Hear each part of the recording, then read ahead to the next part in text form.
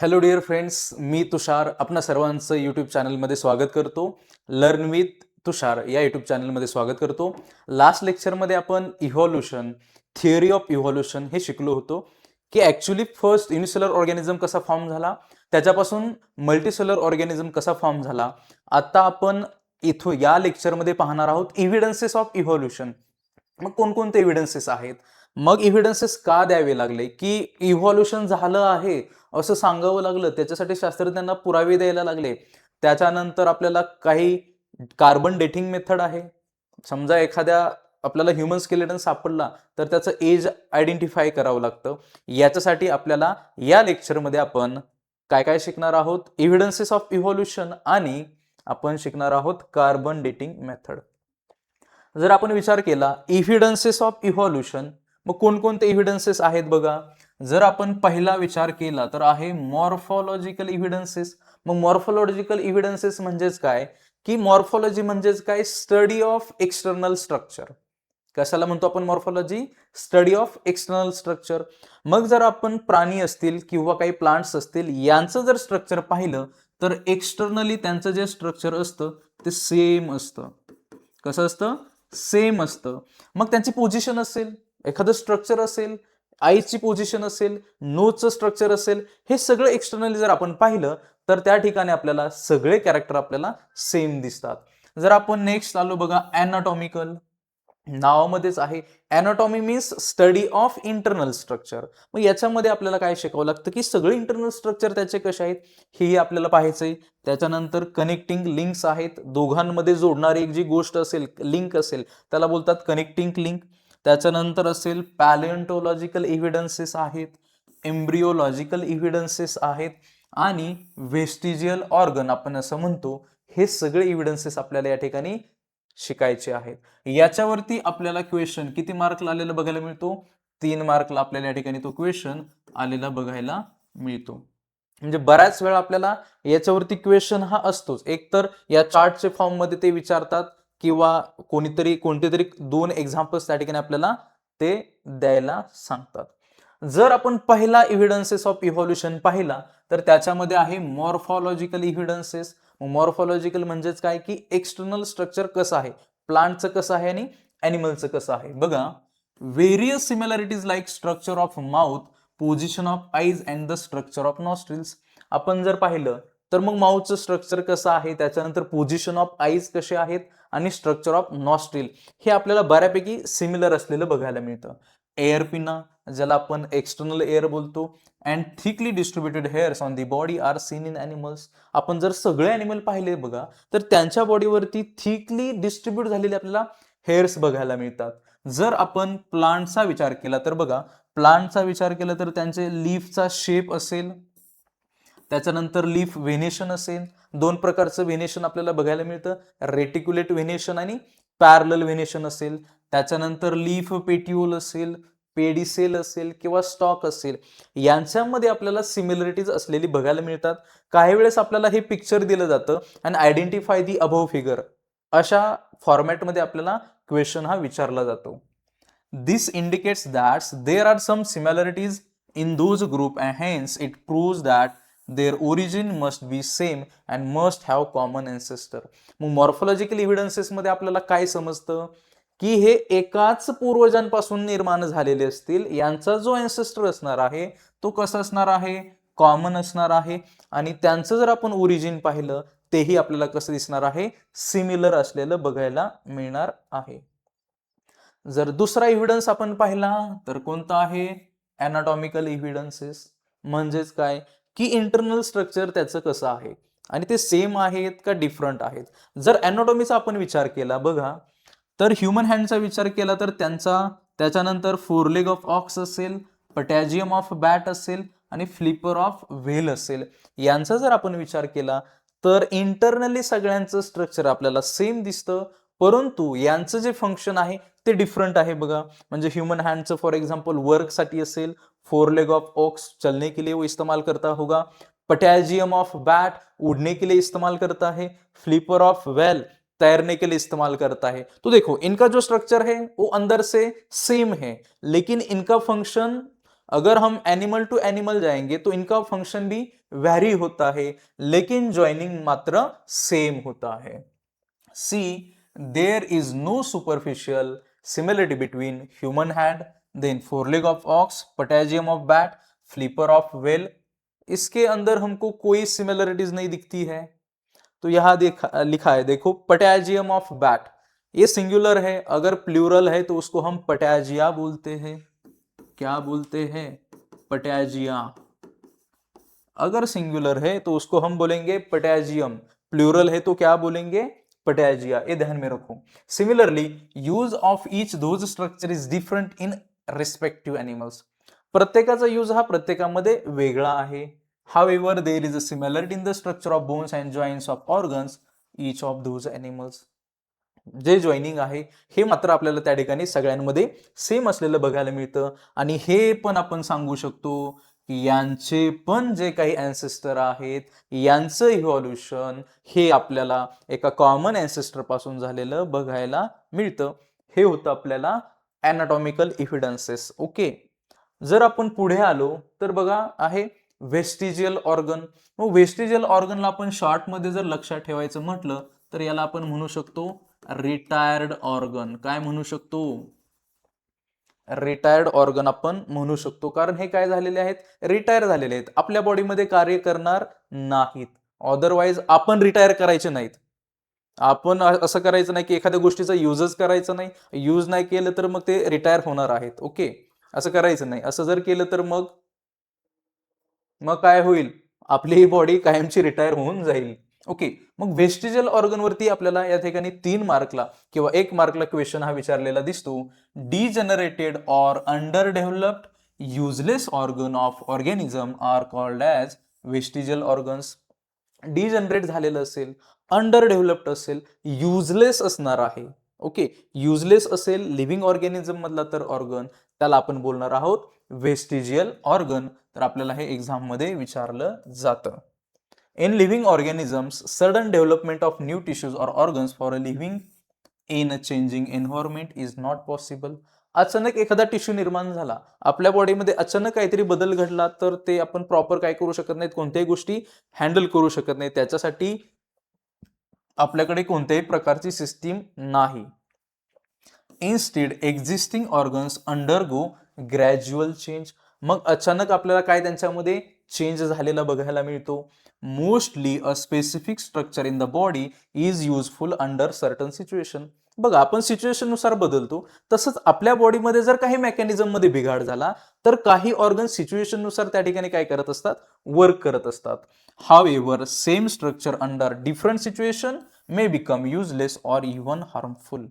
असंही होतं, काही वेळेस आपल्यासाठी एखादा ऑर्गन हा जर काम करायला लागला तर तो हार्मफुल पण ठरू शकतो. त्यामुळे बी केअरफुल. मग कोणते ऑर्गन आहेत? बघा, such a structure begins to degenerate under such a situation as per the principle of natural selection. आपण नेचरमध्ये बिहेव करतोय, पण त्याच्यामध्ये जर आपल्याला तो प्रॉपरली ऑर्गन फिट बसत नसेल, कार्य करत नसेल, नेचरने त्याला सिलेक्ट केलं नाही, तर त्याला डिजनरेट व्हावं लागणार आहे. म्हणून आपल्या हातामध्ये आहे, जर आपला ऑर्गन आपल्याला जर चांगला ठेवायचा असेल तर त्याचा यूज करणं गरजेचं आहे. आपल्याला वाटेल तसं त्याला रिटायर करायचं नाही किंवा आपल्याला वाटेल तसा यूज करायचा नाही. हे खूप महत्वाचं आहे. It takes thousands of year for a structure to disappear. आपल्याला वाटलं चला माझा ऑर्गन मला वापरायचंच नाही, उद्याच गेला पाहिजे. Is it possible? तर नाही शक्य आहे ना. आपल्याला कधी कधी एखाद्या गोष्टीचा राग येतो, नाही आपण बोलून टाकतो, नाही मला हे करायचंच नाही, तर ह्या गोष्टी शक्य नाहीयेत. याच्यासाठी खूप काळ जाऊन द्यावा लागतो. It takes a thousands of year for disappearing. त्यामुळे लक्षात ठेवा, एखादी गोष्ट, कोणतीही गोष्ट आपल्याला अचानक मिळत नाही. तसंच बोलतात बघा की आपला जो सक्सेस आहे, सक्सेससाठी कोणत्याही प्रकारचा शॉर्टकट नसतो. त्याच्यासाठी आपल्याला कन्सिस्टन्सी महत्वाची असते. जर आपण आपल्या कार्यामध्ये जर कन्सिस्टन्सी ठेवत असेल, सातत्य ठेवत असेल, तर कोणत्याही गोष्टी अशक्य नाहीत. तसंच या पृथ्वी तलावरती कोणती गोष्ट अशक्य नाही हे आपण इव्हॉल्युशन मध्ये पाहिलेलं आहे.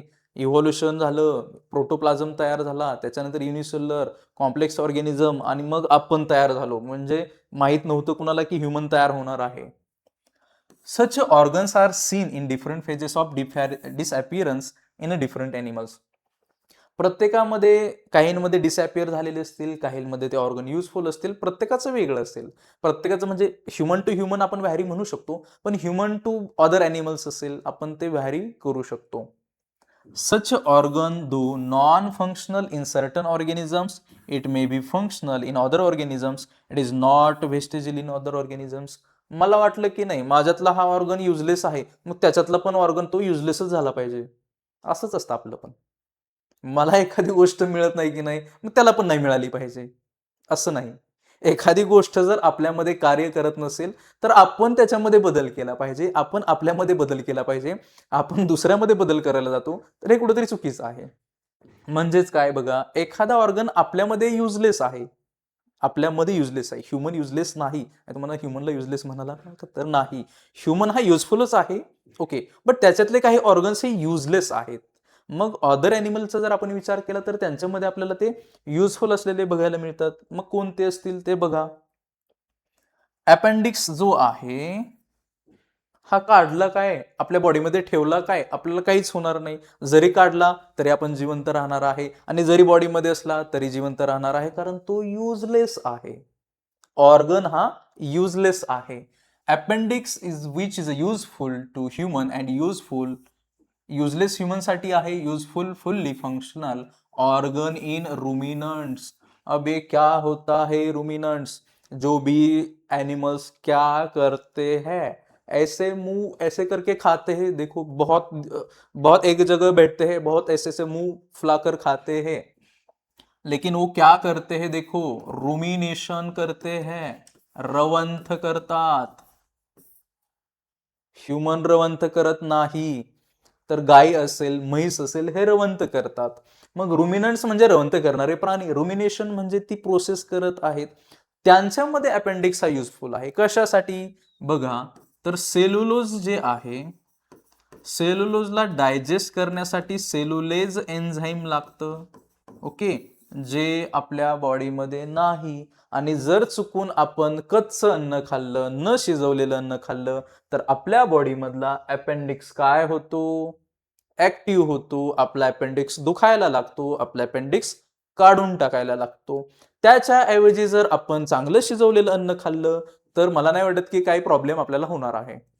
जसं की ड्युरिंग कोरोना, म्हणजे कोरोनामध्ये काही लोकांनी काय केलं, जसे मिळेल तसे जे काही मांसाहार असेल तसं करत राहिले ते, आणि मग त्याच्यामध्ये काहींकडून कच्चं अन्न खाल्लं गेलं, त्याच्यामध्ये मग तो अपेंडिक्स पुन्हा ऍक्टिव्ह व्हायला लागला. तर हे कुठेतरी आपल्याला काळजी घेणं गरजेचं आहे की अन्न हे पूर्णतः शिजवलेलं पाहिजे, जेणेकरून आपला अपेंडिक्स हा सुरक्षित राहील. मग जर आपल्याला माहिती की सेल्युलोज हे प्लांटमध्ये असतं, तर त्याच्यासाठी सेल्युलेज एन्झाईम लागतं की जे आपल्या बॉडीमध्ये नाही, ते त्याला डायजेस्ट करायचं काम अपेंडिक्स करत असतो. आणि हा आपल्या बॉडीमध्ये कसा आहे, युजलेस ऑर्गन आहे, हे लक्षात ठेवा. तसाच युजफुल हा रुमिनंट्स मध्ये आहे. जर आपण पुढे गेलो, similarly muscles of ear pinna which are useless to human and are useful in monkey for movement of ear pinna. जर आपण कानांचे मसल्स, एअर पिन्नाचे मसल्स बघितले, पुन्हा आपल्यामध्ये ते युजलेस आहेत. पण जर आपण मंकीचा विचार केला, तर त्याच्यामध्ये त्याच्या कानांची मुवमेंट त्याला करायची, त्यामुळे त्याच्यामध्ये आपल्याला हे जे एअर मसल्स आहेत, हे आपल्याला मंकीमध्ये युजफुल असलेले बघायला मिळतात. आणि आपल्यामध्ये मात्र ते कसे आहेत, युजलेसच आहेत. असंच व्हायला लागलेले आता. बऱ्यापैकी आपले ऑर्गन्स हळूहळू युजलेसच होणार आहेत, जर वापर केला नाही तर. नेक्स्ट जर आपण आलो बघा, various vestigial organs like tailbone. हम टेलबोन को ही क्या बोलेंगे, हम टेलबोन को ही बोलेंगे कॉकिक्स.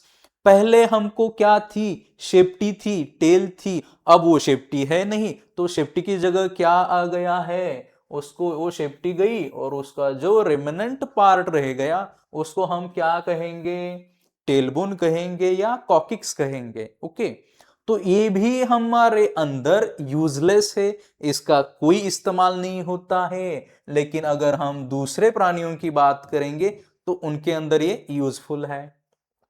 विजडम टीथ, हमें पता है बहुत सारे दात हमारे अंदर होते हैं. इन्सिजर असतात, कॅनायन असतात, प्रीमोलार असतात, मोलार असतात आणि त्याचाच मधला जो पार्ट आहे जे आपल्याला सगळ्यात पाठीमागे दिसतात, प्रीमोलारच्या नंतर, मोलारच्या आधी प्रीमोलार आणि मग विजडम टीथ. आता विजडम टीथलाच आपण बोलतो अक्कल दाढ. आता अक्कल आपल्याला आल्यानंतर अक्कल दाढ येते, तोपर्यंत आपल्याला अक्कल आलेली नसते आणि जोपर्यंत अक्कल येत नाही तोपर्यंत आपल्याला अक्कलदाढ पण येत नाही. ओके. आणि या अक्कलदाढेचा उपयोग डायजेशन मध्ये, तो जो आपण घास खाणार आहे तो चावण्यासाठी होत नाही, हे लक्षात ठेवा. बॉडी हेअर्स पण आपल्याला त्या ठिकाणी ह्युमन बिंग मध्ये असलेले बघायला मिळतात. ओके. जर आपण नेक्स्ट इव्हिडन्सेस कडे आलो तर याला बोलतात पॅलिओन्टॉलॉजिकल इव्हिडन्सेस. तर सगळ्यात पहिल्यांदा आपल्याला मग बघावं लागेल की पॅलिओन्टॉलॉजी म्हणजेच काय.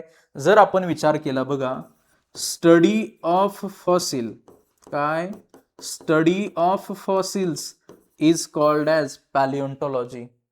जो भी है जमीन के नीचे गाड़े गए हैं उनका अगर हम अभ्यास करेंगे तो उसको हम बोलेंगे पैलियोन्टोलॉजी. ओके. तो हमको वही दिखाई देता है. अब हमको पुराने वाले जो भी प्राणी थे हम उनको नहीं देख सकते, उनको उनके सिर्फ हम अवशेष ही देख पाएंगे.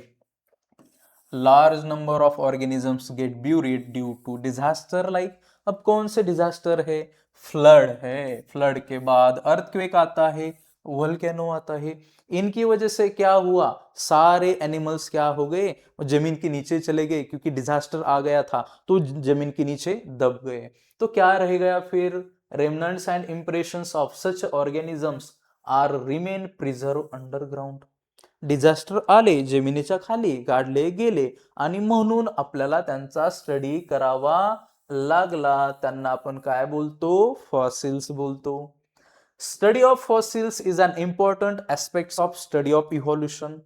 जर आपल्याला इव्हॉल्युशनचा स्टडी करायचा असेल तर मग इव्हॉल्युशन कसं झालं, ॲनिमल्स ओरिजिनेट कसे झाले, आणि त्याच्यातलाच सगळ्यात महत्वपूर्ण आपल्याला ऍस्पेक्ट म्हणजे या ठिकाणी फॉसिल्स बघायला मिळतो. काही सेडिमेंटरी रॉक्स आहेत बघा. जर आपल्याला हा स्टार्ट जर स्टडी करायचा असेल तर आपण एक सोप्या भाषेमध्ये करू शकतो किंवा लक्षात ठेवू शकतो. जर आपण याच्यामध्ये विचार केला तर याच्यामध्ये 5 मजले आहेत, फ्लोर आहेत बघा. हा फर्स्ट फ्लोर आहे, सेकंड फ्लोर आहे, थर्ड फ्लोर आहे, फोर्थ फ्लोर आहे आणि हा 5th फ्लोर आहे. जर पहिल्या फ्लोरवरती आपण पाहिलं तर आपल्याला दिसतो स्टारफिश अँड स्नेल. तो ये भी पानी में रहते थे. फर्स्ट फ्लोर पे कौन रहता था, इनवर्टिब्रेट्स. अब इनवर्टिब्रेट्स किसको बोलेंगे, अगर किसी को पाठी का कणा नहीं है, पाठीचा कणा नाही, त्या लोकांना, त्या प्राण्यांना आपण काय बोलणार, इनवर्टिब्रेट्स बोलणार. मग पहिल्या मजल्यावरती कोणत्या इरामध्ये, पॅलिओझोइक इरा जर आपण कन्सिडर केला तर त्याच्यातल्या पहिल्या फ्लोरवरती आपल्याला कोण दिसतात, स्टारफिश आणि स्नेल. मग आपल्याला कळते की पॅलिओझोइक इरामध्ये किती आहेत, 3 फ्लोर आहेत. दुसऱ्या फ्लोअरमध्ये जर आपण गेलो तर इथे आपल्याला दिसतात फिशेस बघायला मिळतात. मग फिशेसला काय वाटलं की किती दिवस आपण पाण्यात राहायचं, किती दिवस आपण दुसऱ्या मजल्यावरती राहायचं, कधीतरी आपल्याला तिसऱ्या मजल्यावरती जायचंय. मग हेच फिशेस कुठे जातात, तिसऱ्या मजल्यावरती जातात आणि मग आपण म्हणतो ॲम्फिबिया अँड पायसेस. मग थर्ड फ्लोअरला आपल्याला कोण बघायला मिळतं, काही ॲम्फिबियन्स असतील ज्याच्यामध्ये खूप प्रसिद्ध आहे फ्रॉग, जो सगळ्यांचा प्रिय प्राणी आहे. फ्रॉग असेल किंवा ॲलिगेटर आपण बोलतो किंवा क्रोकोडाईल असेल. ओके. मग हा जर फ्रॉग बघितला तर बघा 2 ठिकाणचं भाडं भरतोय तो. एक तर खाली पण राहतोय पाण्यामध्ये, त्याच्यानंतर पुन्हा वरती राहतोय म्हणजे जमिनीवरतीही, दुसऱ्या पण मजल्यावर राहतो, तिसऱ्या पण मजल्यावर राहतो. बाबाला दोन्ही जागेचं भाडं द्यावं लागतं, कसं की नाही, वाईट वाटतं की नाही बिचाराचं. 2-2 ठिकाणचं त्याला भाडं द्यावं लागणार आहे. ओके. जर हा पहिला इरा होता. जर आपण दुसऱ्या इरामध्ये पाहिला तर हा आहे मिझोझोइक इरा. मग हळूहळू जे ॲनिमल्स होते मग बाबा आपण सरपटत चालायचे आता त्यांना, म्हणजेच त्यांना आपण काय बोलतो, रेप्टाइल्स बोलतो. ज्याच्यामध्ये काही स्नेक्स असतील, डायनासॉर्स असतील. ओके. हे कसे येणार आहेत, 4थ्या फ्लोअरवरती येणार आहेत. कोणत्या इरामध्ये, मेझोझोइक इरामध्ये. आणि लास्ट बघ, हा आता सगळ्यात वरच्या फ्लोअरवरती कोण राहतंय, इरा कोणता आहे, सिनोझोइक इरा. तर त्याच्यामध्ये आहेत एव्स, ज्याला आपण बोलतो बर्ड्स आणि मॅमल्स. मग याच्यामध्ये कोण येतात आपल्याला दिसतंय डायग्राम मध्ये की रॅबिट आहे, त्याच्यानंतर बर्ड्स आहे आणि ह्युमन बिंग. आपण आता ज्या काळामध्ये जगत आहोत तो काळ कोणता आहे, सिनोझोइक इरा. भारी वाटते की नाही. सिनोझोईक इरा, एकदम नवीन काळ. आपल्याला काहीच नवीन वाटत नाही. सगळ्या आपल्या गोष्टी आपण प्रत्येकाला एखाद्या वेळेस बघा एक साधारण प्रश्न करत असतो, आज काय नवीन जुनं, काय नवीन? अरे सगळ्या गोष्टी जुन्याच असतात, नवीन कोणतीही गोष्ट नसते. तरी पण आपला एक रोजंदारीचा किंवा रोजचा एक प्रश्न सगळ्यांना असतो, आज काय नवीन? नवीन काहीच नसतं, सगळ्या गोष्टी ह्या जुन्याच असतात. ओके, हे होतं सेडिमेंटरी रॉक्स. त्याच्यानंतर नेक्स्ट आहे बघा, हा कनेक्टिंग लिंक आहे. आता कनेक्टिंग लिंक मध्ये हा काय करतो बघा, डबल रोल करत असतो. काय करत असतो? डबल रोल आपल्याला तो करताना बघायला मिळतो. दोन्हीकडे दोघांचे कॅरेक्टर्स तो दाखवत असतो. आणि याची डेफिनेशन मात्र आपल्याला विचारतातच. मग काय बघा, some plants and animals show some morphological characters by which they can be related to to different groups, hence they are called as connecting links. For example, आता तुम्ही 10वीचे विद्यार्थी आहात, तुम्ही 9वी मधून आलेला आहात आणि जाणार आहात 11वी मध्ये, म्हणजे तुम्ही दोन्ही ग्रुपचे कॅरेक्टर दाखवत आहात. 11वी मध्ये जाणार आहेत, 9वी मधून आलेले आहेत, आणि तुम्ही आहात मध्ये, म्हणजे तुम्ही आहात कनेक्टिंग लिंक. आणि याचे डेफिनेशन आपल्याला 1 मार्कलाही विचारतातच, हे लक्षात ठेवायचे आहे. नेक्स्ट बघा, आणि नेक्स्ट आहे एक्झाम्पल दिलेलं आहे पेरिपेटसचं. मग पेरिपेटस ही कशामधील कनेक्टिंग लिंक आहे, त्याच्यासाठी जर आपल्याला लक्षात ठेवायचं असेल तर एक सोपी ट्रिक आहे बघा. याच्यामध्ये बॉडी है इसकी एनिलिडा की, बॉडी है इसकी एनिलिडा की, किसकी? एनिलिडा की, और चाल है आर्थ्रोपोडा जैसी, और चाल है आर्थ्रोपोडा जैसी. ध्यान में रखो, ध्यान में रखो. क्या कह दिया? अगर पेरिपेटस को हमको ध्यान में रखना है कि ये किसके बीच में की कनेक्टिंग लिंक है, तो किस कैसे याद रखोगे? बॉडी है इसकी एनिलिडा और चाल है आर्थ्रोपोडा जैसी. म्हणजेच हा आहे connecting link between arthropoda and Annelida. का बरं असं असेल? आपल्याला प्रश्न पडला पाहिजे. पुन्हा एकदा आपल्याला कुठलाच प्रकारचा प्रश्न पडताना बघायला मिळत नाही, तर आपल्याला प्रश्न हा नेहमी पडला पाहिजे, आणि प्रश्न पडत असेल तर आपल्याला उत्तरही त्याचं मिळत असतं. Peripatus characters like segmented body, thin cuticle and parapodia like organs are present. मग याचा जर विचार केला तर ॲनिलिडाचे जे कॅरेक्टर्स आहेत, म्हणजे सेगमेंटेड बॉडी असेल, त्याच्यानंतर पॅरापोडिया असेल, त्याच्यानंतर थिन क्युटिकल असेल, हे आपल्याला कॅरेक्टर हे कशाचे दिसतात? ॲनिलिडाचे दिसतात. म्हणजे एका ग्रुपचे तर कॅरेक्टर आपल्याला बघायला मिळाले. Similarly these animals show tracheal respiration and open circulatory system to arthropods. मग आर्थ्रोपोडाचे पण कॅरेक्टर्स दाखवायला लागला. कोणते आर्थ्रोपोडाचे कॅरेक्टर्स दाखवायला लागला? तर ट्रॅकियल सिस्टीम आहे की ज्याच्यासाठी रेस्पिरेशन करताना त्या सिस्टीमचा यूज होतो, आणि दुसरं म्हणजे ओपन सर्क्युलेटरी सिस्टीम. आता ओपन सर्क्युलेटरी सिस्टीम म्हणजे काय, की जर ब्लड फ्लो हे डायरेक्टली ऑर्गन टू ऑर्गन होत असेल तर त्याला आपण बोलणार ओपन सर्क्युलेटरी सिस्टीम. आणि क्लोज्ड म्हणजे समजा आर्टरीज असतील, व्हेन्स असतील, यांच्यामधून फ्लो होत असेल तर त्याला आपण बोलणार आहोत क्लोज्ड सर्क्युलेटरी सिस्टीम. आणि हेन्स आपण म्हणणार आहोत पेरिपेटस ही ॲनिलिडा आणि आर्थ्रोपोडा मधील कनेक्टिंग लिंक आहे. आणि या ट्रिकच्या माध्यमातून आपण हे लक्षात ठेवू शकतो. दुसरा आहे बघा, दुसरा एग्जाम्पल आहे एनिमलचं, याच्यामधील डग-बिल्ड प्लैटिपस. अब इसको कैसे ध्यान में रखना है, देखो, एक था रेप्टाइल, क्या था? एक था रेप्टाइल और एक थी मैमल. दोनों के केमिस्ट्री से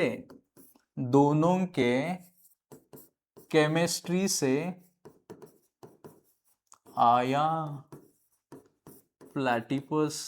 कौन आया? प्लैटिपस. किसकी केमिस्ट्री से? एक था रेप्टाइल और एक थी मैमल, दोनों की केमिस्ट्री से आया प्लैटिपस. खत्म. आपल्याला लक्षात ठेवायसाठी किती सोपी आणि युजफुल ट्रिक आहे.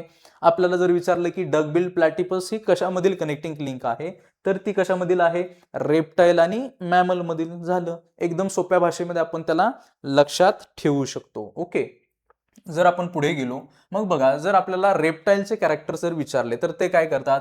ले करतात eggs reptiles, but shows relationship with mammals due to presence of mammary gland and hairs.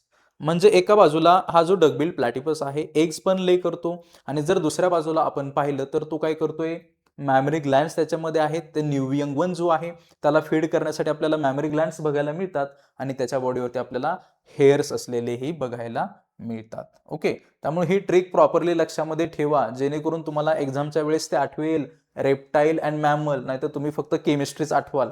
हा, केमिस्ट्री आठवायची नाही आहे आपल्याला. ओके, नेक्स्ट आहे लंगफिश. ओके, मग आता बघा, लंगफिश जो आहे नावातच आहे बघा, हा तर फिश आहे, मग गिलने रिस्पिरेशन करायला पाहिजे तर नाही करत आहे. गिल म्हणजे कल्ले. Okay, not Shubman Gill, that is lungfish. म्हणजे तो रेस्पिरेशन त्याला करायचंय कशा थ्रू, तर गिल्स थ्रू करायचंय. मग याला पण तुम्ही लक्षामध्ये ठेवू शकता, मछली को लंग्स मिल गए, मछली को क्या मिल गए, लंग्स मिल गए, नॉट कुई मिल गए. आपल्याला कशी फिल्मचीच नावं माहित असतात जास्त.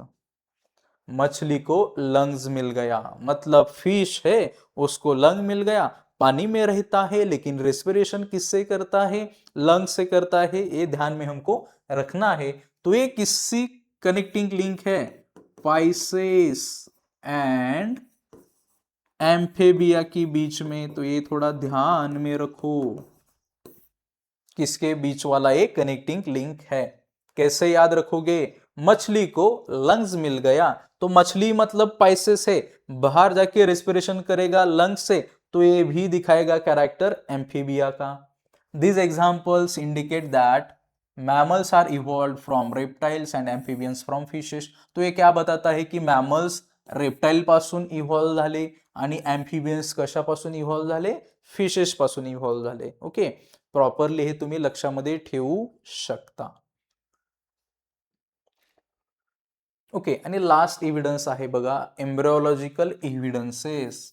आता एम्ब्रिओलॉजी कशाला म्हणायचं, तर स्टडी ऑफ एम्ब्रिओ याला आपण बोलतो एम्ब्रिओलॉजी. यालाच आपण काय बोलतो, एम्ब्रिओलॉजी.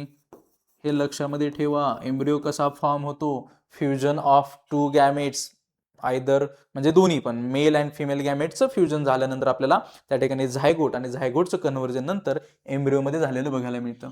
जर कंपॅरेटिव्ह स्टडी ऑफ एम्ब्रियोनिक डेव्हलपमेंटचं जर आपण याच्यामध्ये केला तर आपल्याला काय दिसून येतं की पहिल्या स्टेजमधील बघा, पहिल्या स्टेजमधील सगळे जे बेबी आहेत म्हणजे एम्ब्रिओ आहेत हे आपल्याला सगळे सिमिलर दिसतात. याच्यातला एक पण आपल्याला त्या ठिकाणी ओळखता येत नाही की हा एम्ब्रिओ रॅबिटचा असेल, हा एम्ब्रिओ बॅटचा असेल, हा एम्ब्रिओ कशाचा असेल, फिशचा असेल, हे आपण सांगू शकत नाही. कोणत्या, इनिशियल स्टेजमध्ये किंवा पहिल्या स्टेजमध्ये. दुसऱ्या म्हणजेच बघा, याच्यावरून आपल्याला काय कळतं की सगळ्यांचे जे एम्ब्रिओ आहेत यांचा ओरिजिन सेम आहे, यांचं स्ट्रक्चर सेम आहे. जसं आपण दुसऱ्या स्टेजमध्ये जाणार आहोत त्यांच्यामध्ये आपल्याला थोडासा डिफरन्स असलेला बघायला मिळणार आहे.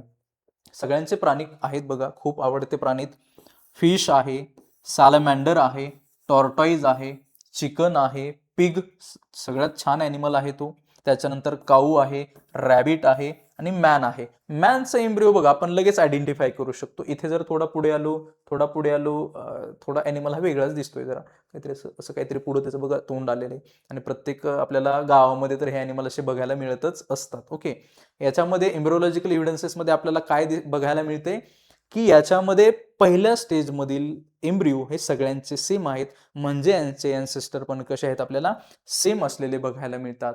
हे होते सगळे एव्हिडन्सेस. बघा, नेक्स्ट आहे कार्बन डेटिंग मेथड. याचा यूज कशासाठी करत असतील बरं.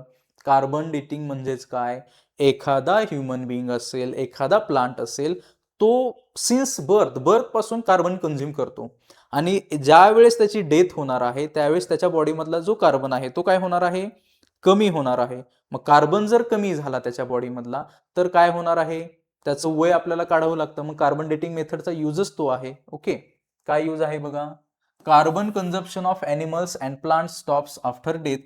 Since then only the decaying process of C14 occurs continuously. मग जशी डेथ होणार आहे प्लांटची आणि ॲनिमलची, त्याच्यातला जो कार्बन आहे तो कमी होऊन जातो. In case of dead bodies of plants and animals, instead of remaining constant, the ratio between C14 and C12 continuously changes. And C12 is non radioactive. Carbon डेटिंगमध्ये 2 आयसोटोपचा यूज केला जातो, C12 अँड C14. मग यांच्यातल्या रेशिओवरून त्या ठिकाणी काय केलं जातं की बॉडीमध्ये कार्बन आहे हे ठरवलं जातं. पण याच्यातला जर आपण विचार केला की C12चा जर आपण विचार केला तर तो नॉन रेडिओ ॲक्टिव्ह असलेला बघायला मिळतो. The time pass since the death of plant or animal can be calculated by the measuring radio activity of C14 and the ratio of C14 and C12 present in their body. मग त्यांच्या बॉडीमध्ये किती प्रमाणामध्ये carbon आहे, C14चं प्रमाण किती आहे, याच्यावरून आपण काय करू शकतो ते सांगू शकतो. This is called as carbon dating method. यांना आपण म्हणू शकतो की जुन्या हाडांचा आधार कार्ड. काय म्हणू शकतो आपण, जुने आपल्याला स्केलेटन मिळतात आणि त्यांचा आपण काय करू शकतो, एज आयडेंटिफाय करू शकतो. मग याचा यूज कशामध्ये केला जातो बघा, पॅलिओन्टॉलॉजी अँड अँथ्रोपॉलॉजी आपण म्हणू शकतो. आता अँथ्रो म्हणजेच काय बघा, ह्युमन. अँथ्रा म्हणजेच काय, ह्युमन, अँड लॉजी म्हणजे स्टडी. मग त्याचं स्ट्रक्चर कसं असेल, ओरिजिन कसं असेल, इव्हॉल्युशन कसं असेल, हा त्याच्यामध्ये स्टडी केला जातो. Determining the age of human fossil and manuscripts. अगोदरच्या काळामध्ये सगळे हँड रिटन असायचे, काही गोष्टी लिहून ठेवल्या जात असायच्या, त्याला आपण बोलतो manuscripts. Once the age of a fossil been determined by such a technique, it becomes easy to deduce the information about others erstwhile organisms. मग यांच्यामधली जी इन्फॉर्मेशन आहे आपल्याला इझी जातं. जर आपल्याला कळालं की एखाद्या आपल्याला स्केलेटनचं एज काढायचं आहे, त्याचं ओरिजिन कसं झालं, इव्होल्युशन कसं झालं, त्याच्यासाठी कार्बन डेटिंग मेथड आपल्याला युजफुल वाटते. It seems that vertebrates have been slowly originated from the invertebrates. मग हे आपल्याला आता कळायला लागले. काय कळायला लागलं, काहीच नाही. इनव्हर्टिब्रेट पासून व्हर्टिब्रेट ॲनिमल आपल्याला त्या ठिकाणी इव्हॉल्व झालेले बघायला मिळतात. आणि एक चार्ट दिलेला आहे बघा.